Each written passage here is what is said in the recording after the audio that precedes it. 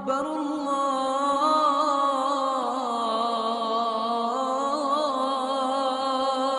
أكبر۔ السلام علیکم دوستو سندھ کی ایک مشہور اور خوبصورت جھیل جس کا نام کنجر ہے اپنی دلکش خوبصورتی اور شیشے کی طرح چمکتے پانی کے باعث اپنی مثال آپ ہے۔ اس جھیل کے بالکل درمیان میں ایک مقبرہ بنا ہوا ہے جو کہ کسی عظیم فن کا شاہکار معلوم ہوتا ہے۔ روزانہ ہزاروں سیاح اس کو دیکھنے جاتے ہیں مگر اس کی حقیقت سے ہر کوئی واقف نہیں ہے۔ شاید آپ بھی نہ ہوں۔ محبت کی داستانیں تو آپ نے ضرور سنی ہوں گی اور محبت کا امیری غریبی سے کسی قسم کا کوئی تعلق نہیں۔ اسی بات کی گواہی یہ لوک داستان دیتی ہے۔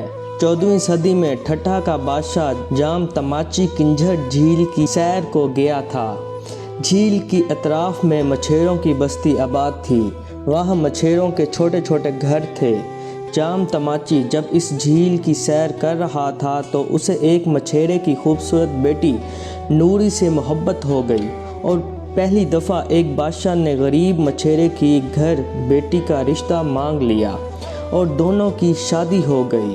نوری کے بارے میں مشہور ہے کہ اس کا حسن 14ویں کے چاند کی طرح روشن تھا۔ جو دیکھتا تھا اس کے سحر میں مبتلا ہو جاتا تھا، مگر شادی کے وقت نوری کو اس بات کا علم نہیں تھا کہ بادشاہ کی بقیہ 7 بیگمات اور بھی ہیں۔ نوری شادی کے بعد بادشاہ کے محل میں رانی بن کر گئی تو محل کے نوکروں نے بھی اس کو ملکہ کا درجہ دینے کی نفی کر دی کیونکہ وہ ایک غریب گھرانے سے تھی۔ یہاں بادشاہ نے نوری کو نہ صرف اپنے محل میں عزت سے نوازا بلکہ پورے ٹھٹھہ میں نوری کی عزت پورے شاہ و جلال کے ساتھ کروائی گئی۔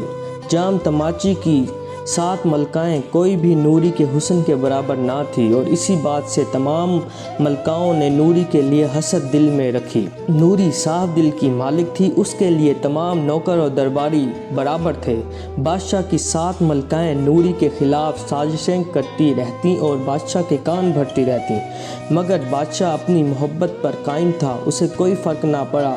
لیکن ایک روز درباریوں اور ملکاؤں نے بادشاہ کو بہکا دیا کہ نوری لکڑی کے باکس میں زیورات بھر کے اپنے بھائی کو ہر تیسرے دن دیتی ہے۔ بادشاہ نے جب واقعے کی کھوج لگائی تو معلوم ہوا کہ نوری کو شاہی کھانے نہیں پسند تھے کیونکہ وہ مچھلی اور اس کے کانٹے کھاتی رہتی تھی اور باکس میں صرف مچھلی اور اس کے کانٹے آتے ہیں۔ یہ وہ موقع تھا جب نوری کی محبت سے بادشاہ کا دل سرشار ہو گیا اور نوری دنیا کی ایک خوش نصیب ملکہ بن گئی۔ لیکن افسوس قسمت کو کچھ اور منظور تھا۔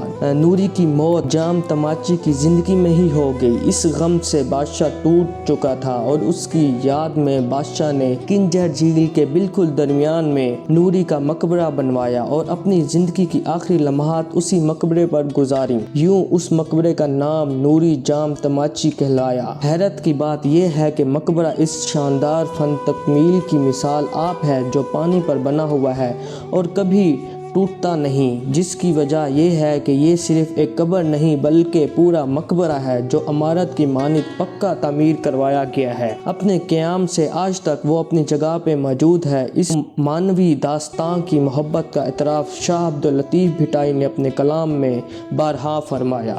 دوستو دعاؤں میں یاد رکھیے گا۔ اللہ حافظ۔